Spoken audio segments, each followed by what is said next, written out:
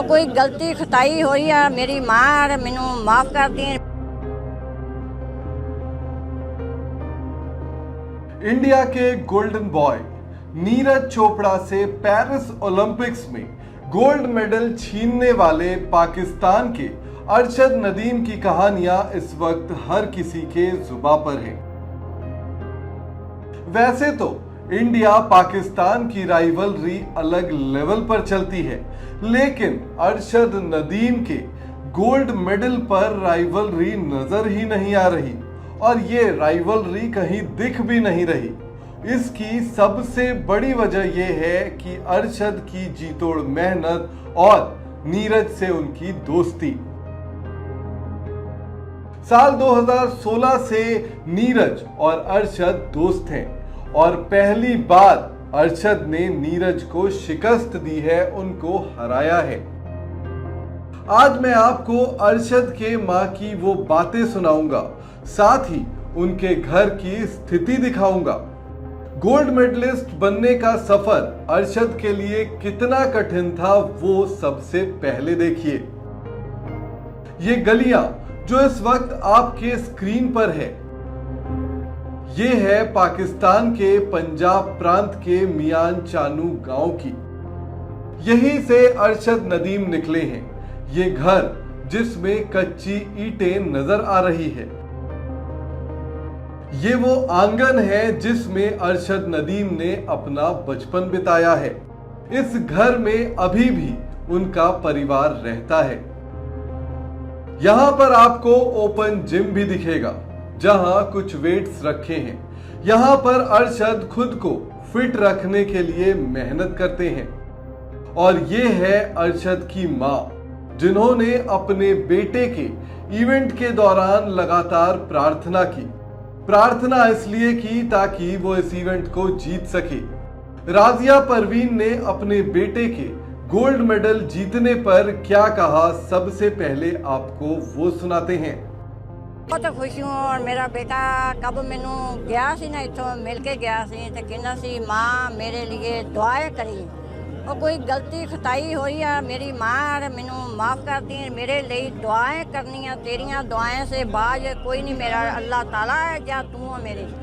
तेरियां दुआवां से ते अल्लाह ताला से मैं कामयाब आऊँगा ते इंशाअल्लाह ताला मेरा वादा है मैं तेनू मेडल जीत के लिया के दूंगा और पाकिस्तान का नाम रोशन करूंगा और पाकिस्तान का मैं झंडा हिलाऊंगा। अरशद ने अपनी मां से किया हुआ वादा निभा दिया है।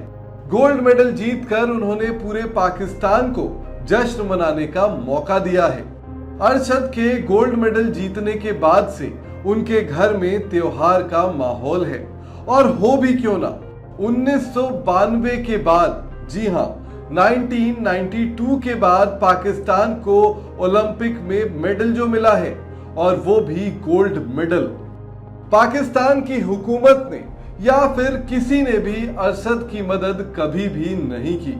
वो अक्सर ये कहते थे कि उनका सिर्फ एक ही स्पॉन्सर है और वो है उनके पिता। अरशद के गांव वालों ने पैसा इकट्ठा कर अरशद को ओलंपिक मेडलिस्ट बनाया है। उनके गांव के कोच राशिद अहमद साकी उनके स्ट्रगल के बारे में क्या कहते हैं वो भी सुनिए। मियां चानू का इलाका छोटा सा शहर है, देहाती एरिया है ये। यहाँ पसमानदगी ज़्यादा है और अरशद नदीम की फैमिली भी इतनी ज़्यादा कोई रिच फैमिली नहीं थी, ये दरमियाने तबके से तल्लक रखता था। और इसको जब मैंने अपने स्टडी में लिया, इसकी हाइट और इसके लंबी बाजू देखते हुए मैंने दिल में ख्याल किया कि अगर इस लड़के की मुनासिब अच्छी तरबियत हो तो ये आलमी सतह पर पाकिस्तान का नाम रोशन कर सकता है। तो इसके बाद मैंने इस पर पूरी तवज्जो दी और इसकी ट्रेनिंग शुरू की और इसको मुख्तलिफ मुकामात पर मुख्तलिफ मुकाबला जात में लेकर गया। जिस जैवलिन से पेरिस ओलंपिक्स में अरशद ने गोल्ड मेडल जीता, उसे खरीदने तक के लिए उनके पास पैसे नहीं थे। नीरज चोपड़ा ने भी इस बारे में ओलंपिक से पहले बात की थी और उन्हें कुछ सुझाव भी दिए थे। मेरा मानना है कि शायद से ऐसा नहीं हो सकता कि इतना वो ना हो, क्योंकि मेडल्स भी हैं और अभी ब्रांड इंडोर्समेंट भी हैं तो पैसा तो आया होगा पर्सनल, उससे भी मतलब ले सकते हैं जेवलिन। पर वही है कि शायद से मुझे गवर्नमेंट को भी करना चाहिए अभी सपोर्ट सभी जेवलिन थ्रोअर्स को, जैसे हमारी गवर्नमेंट काफ़ी अच्छे से कर रही है। तो बिल्कुल मेरा मानना है कि अगर वो रिक्वेस्ट करें जेवलिन ब्रांड से भी तो वो भी देने के लिए रेडी हो जाएंगे। ये मैं अपनी तरफ से एक सलाह दे रहा हूँ। जब से अरशद ने गोल्ड मेडल जीता है तब से उनकी बातें पूरी दुनिया में हो रही है, लेकिन कम ही लोगों ने अरशद के घर की ये तस्वीरें देखी है, ये बदहाल स्थिति देखी है।